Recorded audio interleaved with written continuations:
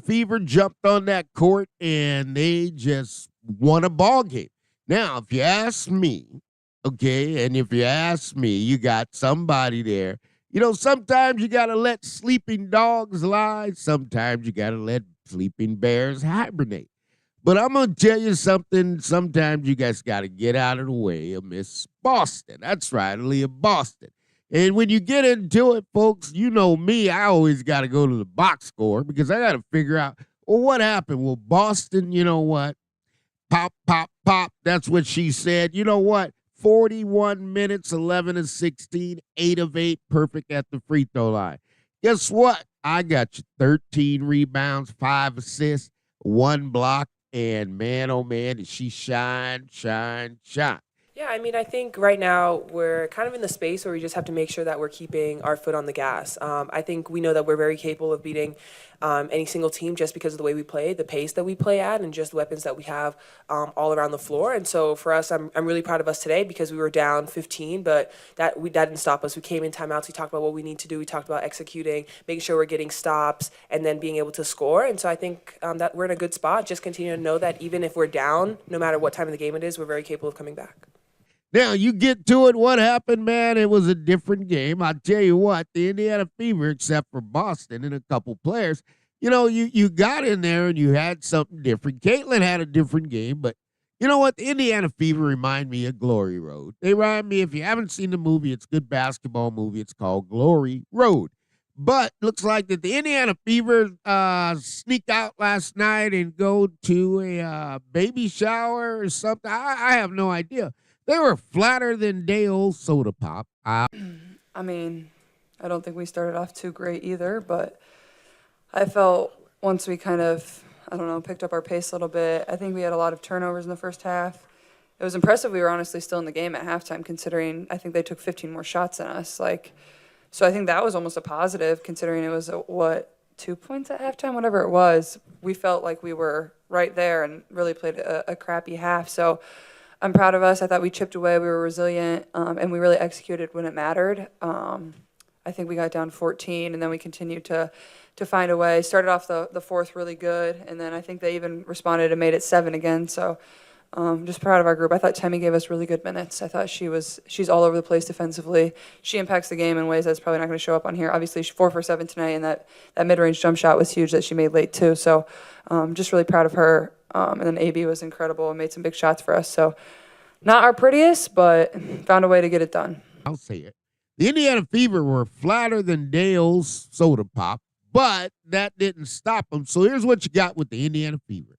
Indiana Fever are a team that can win even when they're playing bad, and that's exactly what happened. They pulled it out. It was by far not their best game, but you know what? A win is a win, and sometimes you're going to win them ugly. It doesn't mean every night you're going to go out on that court, things are going to happen your way. But let's talk about Caitlin. Caitlin goes the distance. 45 minutes, doesn't come off the court. Gets in there, gets 7 of 17, 4-13 from the three-point line. I always want to make more, didn't make more. 8 of 8, get you 5 rebounds, okay? Come out 12 assists. And you know what? The quadruple double is staring us in the eye. She got 9 turnovers yesterday. But it is what it is. This is a very, very interesting story with Caitlinclark. And I'll tell you. We go Matt, then we go Christine. Yeah, Caitlin, you play all 45 minutes. You help in the comeback right before halftime, or I guess right at halftime. You quickly go into the tunnel. You're the first one to do so.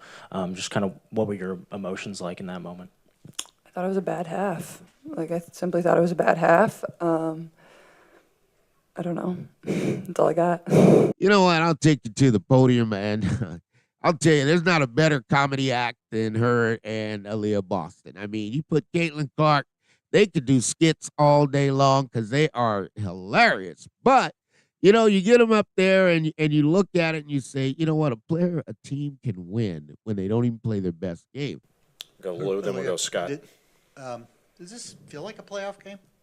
The crowd, being as into it as they are. Well, Absolutely. Usually are anyway. I think every single game when we're competing. We've never played in a playoff game. But I would assume, right? Does it feel like it? Can you predict the future? I mean, Maybe. I guess. I mean, maybe we can. We can see. I think guess they got. we'll see. I I'll think come they back got to a you. little more in them. Now you need an opponent to help that, but you got this is what is really I see, and it's a huge advantage, okay, for the Indiana Fever is they got 3 post players. You know, they got 3-headed monster up front in Lexi Hall, Kelsey Mitchell, Caitlinclark. You got a 3-headed monster in the box, okay, and that's in the post. And let me tell you why I see a 3-headed monster and how it works out so well for the Indiana Fever. Here's the deal. You got Timmy, okay, you got Alyssa Smith, and you also got Boston, okay? So you got iron sharpening iron, okay, in practice. That's right. Come on.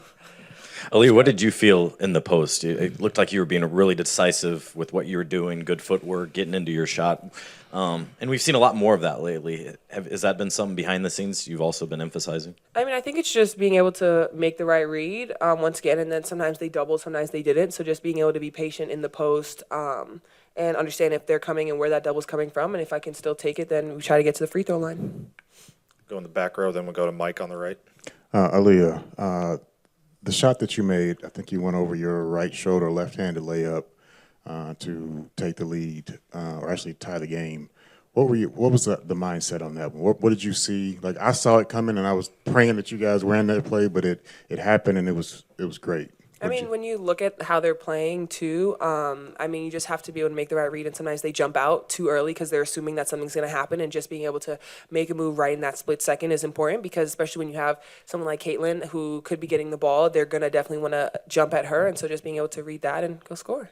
Right, you got iron sharpened iron. So there's not a look that you can't get, and there's not a competition. So you got a competition going in there, and last night Boston jumped on out. Every night it's somebody different, it seems like. Nia Smith, 17 minutes. Okay, you jumped in there, had some fun. But we can get a little bit more production, but you know what? That comes and goes with her. And they got the Vegas, coming up. And here's the deal. This was a trap game. The Fever were supposed to get trapped in this game, and they somehow pulled it out because they're just that good. Now, you get 17 minutes, 3 of 5, okay? Here's when I see Anissa got 3 rebounds. Didn't give me assists, got 1 steal, 1 block. That's great. Came out minus 17, 6 points, okay? Mitchell, 42 minutes. Get the legs ready. Mitchell was at points in that game yesterday. That was the first time that I've seen Kelsey Mitchell almost not want the ball. It was like they were so flat that she was like, hey, I'm going to go over here and hide out for a minute. I don't want the ball. And I think that's when I called a timeout pretty quick and just encouraged them right there during that timeout we needed to change some things. This game showed a lot of growth for our players. Especially you're talking about the third quarter, they got out and then we held them to, I think, like either 4 or 5 points the last 5 minutes. And then the same in the fourth quarter, held them to 5 or 6 points in the last 5 minutes. Just got to turn it on sooner. Got to figure that out, understand what we were doing and not doing. And I challenged them at halftime because we weren't doing what we were. Paul had this scout, and he had a great game plan, and we just weren't executing. We were going under screens we weren't supposed to go under, and then we changed all that. And so it was just a lot of growth by us tonight. finally, Boston just said, give me the ball. Let me show you what I really can do. Now, if the Indiana Fever fans, can tell me that you've seen that before, and this is where I go to Don Staley. Okay, Don Staley is an incredible horse trainer. I call the coaches horse traders because they need to get the horses ready to run game by game by game. Now, you get in there with Don Staley and you produce Asia Wilson. Okay, you just have to understand. Then you come back and you produce Boston. And then you come back and you produce Camila Cardoso. Okay, that's good horse trainer. Okay, and who knows what's coming out the barn next. Okay, Matt. Yeah, Leah, coming out of the break, you've gone up against plenty of veteran forwards and you've won. So is there a conversation that you have with yourself, a message that you tell yourself coming into these matchups? Honestly, I just tell myself to dominate. Like, that's really my mindset, no matter what, who I'm playing, just because, like, I know what I'm capable of and I know that I'm equipped. And so for me, if I go into a game thinking, oh my gosh, they have they have experience over me, oh my gosh, this happened last game, then I'm already down, no matter what, and that's not exactly what my team needs. And so just continue to come in every single night knowing that they're going to score and just make it hard for them. Like, I feel like Tina Charles, every single time she's played me, she's had 20 on my head, but that's okay because I come in again and I try my hardest and we come out with the win, so it's okay. Okay, but if you look at Boston, outstanding. Now, here when I get to the other three-headed monster, here comes Timmy. All right, I'm telling you, Timmy's like, hey, y'all need me to score? Timmy's like, you guys need me to score? Because I never really had to do the scoring, but if you need me to score, I guess I can focus on it. But, you know, it's never a trademark, but she's got a different trademark, okay? But she scored. Okay, so you get in there, you get 28 points. Okay, you go 4-7 from the field. Okay, you don't take a three-pointer. You go 1-1 from the free throw line. This is like the silent assassin. And when she comes in the game, there's not too many words that she's saying. You know, she looks at teammates. Teammates say something she may or may not like. She may jerk it off or smile it off or look the other way and just say something. But you know what? This is a monster, okay? Come out, starts on the defensive end, and I can't say that enough. And that is where, you know, offensively, I mean, we scored 100 points, I think, in 4 quarters. I don't know exactly, but defensively, you can't just give people confidence, and you can't let them take shots that they like to take. And that's just where we have to keep getting that 1% better, looking at this one, seeing in those moments where we just didn't get that piece done. But it starts on the defensive end for us. And every time I look at it, get 4 rebounds, get you 2 assists, get 1 steal, get you 2 blocks, okay? Turned it over a couple times, but man, oh man, got you 9 points, comes out of plus 21. That is a player that can come into the game and shut it down, rim protector, and play the post and play it both ways. And if you need me to score, let me sharpen my pencils because I'll score too. That's the kind of player Timmy is. Timmy is an outstanding player that can play the game, and you got to recognize that because, you know what, when you get to iron, sharpens iron. And you see here when Caitlin's playing it to her, you know, she's not somebody of a lot of words, but when she does hear it and get it, man, she can go get it.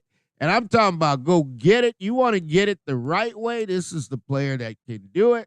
You know what? A solid veteran that just can play the game and protect the rim. And you know what? She does those things to get those blocks, but she's always picking at those guards while they're getting up and down the court. And she's picking them because she's really just interrupting their dribble. 94 feet is her home, and ain't no doubt about it. Now, you got old Kelsey, and Kelsey, you know, Kelsey's doing Kelsey. Okay, because she's actually rising on up, and she deserves a lot of credit. There's no doubt about it. Because Kelsey Mitchell's a ball player, okay? I mean, Mitchell's a competitor. Now, when the team goes, I've realized when the team goes cold, you need a bucket. Let me tell you what Mitchell does. Mitchell backs that thing up and says, give me the ball. You guys got to do your thing, but give me the ball. There's so many points in that game yesterday where you have to say, give me the ball, okay? And that's just Mitchell's duty. I've kind of gotten used to it. I didn't understand it in the beginning and how the shots go up and they go up and they go in. And then when she cooled off, she's kind of like, okay, you guys take it. I'm not really hot. I'm not really feeling it right now, so you guys take it. Boston looked at everybody and said, give me the ball. You talk about Boston in the footwork. I mean, she was tap dancing all night long. I thought she was Sammy Davis Jr. the way she was tapping her feet. They were just tap, tap, tap, tap, tap. I can go left, right, left. If you guys want to really see Boston play, man, we haven't seen Boston because Boston put on a flat-out show. Okay, I can go to the left. I can go to the right. I can get you out here on the free throw line. I get you on the perimeter. Where you want me to go here? You want me to pass? You want me to look? I mean, what's the real capabilities of Boston? Okay, that's the question, okay? And then you get Caitlin. Caitlin's flat. I mean, I think they totaled 26 more shots than us anyway, even taking care of the ball in the second half. I mean, honestly, I really, you don't usually get a win like this with that many turnovers, and it's just that important. We just keep telling them, you just got to play good defense, but got to take care of the ball because we're going to be able to put the ball in the hole.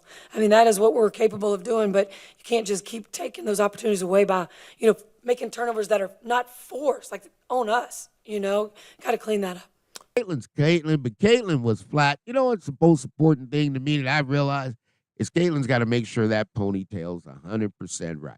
Okay, if the ponytail gets right, then Caitlin's going to go out there and Caitlin's going to have fun, and the Indiana Fever are going to battle. This thing here is different from anything I've ever seen in sports. You got somebody who's come in and is waking up the entire team. Now, she's not playing by herself. You got pros out there. Okay, you got pros, but one thing about Caitlinclark, man, she can thread a needle. That's an NFL quarterback throwing in tight windows.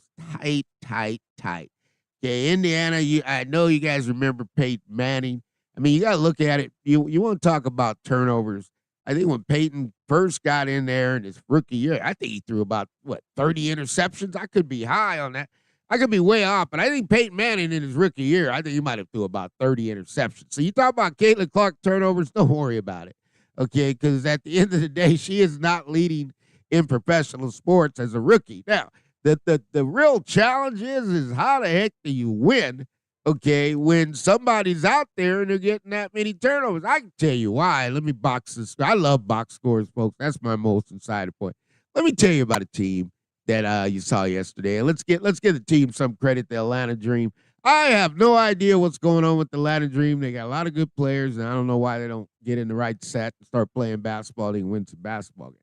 But you got Nia Hillman, played 34 minutes, got 5 points. You got the veteran, Tina Charles, 7 of 22, 3 of 3, 12 points. Boston had to get electrifying because she was giving her the business. Okay, you got Lex Gray, played great, 6 of 19, came out 15 points. But they couldn't get going and they couldn't find their way. They were always in the game, right? There's no doubt about it. You're in the game.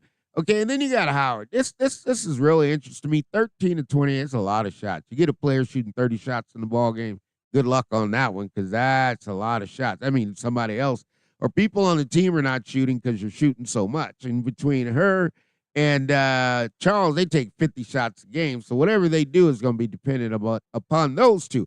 But she finished with 36 points. And then you got nothing out of the bench. The bench kind of just sung and danced. -4, -8, -2, Coffee, Kuba, and Caldwell. Now, here's the deal. The Atlanta Dream took 94 shots, folks. That's 94 shots. Shot 41%, 34% from the three-point line, 72%.